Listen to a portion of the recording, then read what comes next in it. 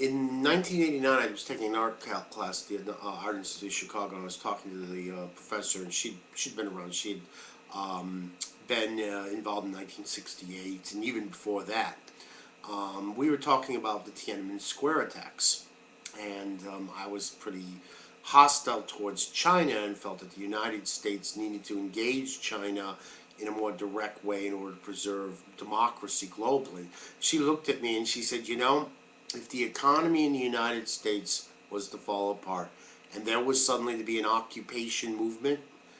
in major squares in major cities in the United States authority, particularly if those occupation movements were going against the existing political and economic system,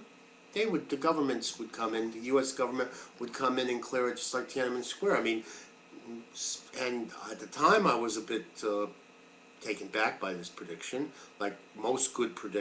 progressives at that time, I hoped that somehow the magic of the marketplace would make that not necessary, that the capitalist system would always progress enough that it could pull the social programs that could be enacted enough that life would remain,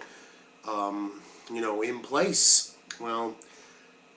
we just saw what happened, huh? I mean, certainly the Tiananmen Square attacks with tanks and troops were much, much more violent, but I wonder if that was more a case that the Chinese didn't have the kind of technology that American policing forces have.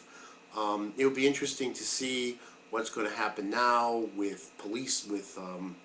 legal cases against Occupy people, but I think the next couple weeks is pretty crucial for the United States of America and much of the West trying to save its democracy, because quite frankly, if financial institutions, after what they did in 2008, are able to,